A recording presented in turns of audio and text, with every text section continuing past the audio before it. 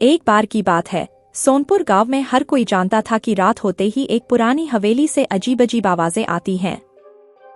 हवेली गांव के बाहरी हिस्से में एकांत में स्थित थी। वर्षों पहले वहां एक धनी परिवार रहता था, लेकिन एक भयंकर दुर्घटना के बाद हवेली को बंद कर दिया गया। लोग कहते थे कि उस दुर्घटना में पूरे परिवार की मौत हो गई थी और उनकी आत्माएं आज भी वहां भटकती हैं। रवि और उसके दोस्त, जो शहर से आए थे, गांव में छुट्टियां बिताने आए थे। उन्होंने गांव वालों से इस भूतिया हवेली के बारे में सुना और वहां जाने का निश्चय किया। गांव वालों ने उन्हें बहुत समझाया कि वहां जाना खतरनाक है, लेकिन युवकों की जिज्ञासा बढ़ती ही गई। एक रात पूर्णिमा के चांदनी में रवि और उसके दोस्त टॉर्च लेकर हवेली की तरफ चल पड़े। हवेली के पास पहुंचते ही उन्हें एक अजीब सी ठंडक महसूस हुई। हवेली के बाहर बड़ा सा लोहे का दरवाजा था, जिसे खोलने में काफी मेहनत करनी पड़ी। दरवाजा खोलते ही एक भयंकर आवाज आई, मानो कोई रो रहा हो। हवेली के अंदर का दृश्य बेहद डरावना था। जगह जगह धूल जमी हुई थी और फर्नीचर टूटा फूटा पड़ा था। कमरे में एक बड़ा सा शीशा था, जिसमें अचानक से एक महिला की परछाई दिखी। रवि और उसके दोस्तों ने जब शीशे की तरफ देखा तो वहां कुछ भी नहीं था। फिर भी वो महिला की चीख सुन सकते थे। जैसे जैसे वो हवेली के अंदर बढ़ते गए, अजीब अजीब घटनाएं घटने लगीं।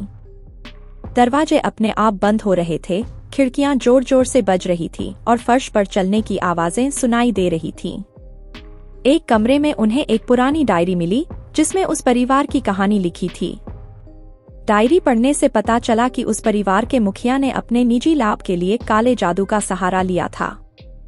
उसी जादू के कारण पूरा परिवार शापित हो गया था।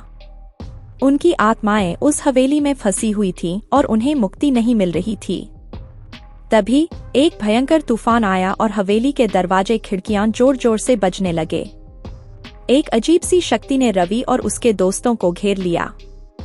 रवि और उसके दोस्तों ने समझ लिया कि उन्हें वहां से तुरंत निकलना होगा।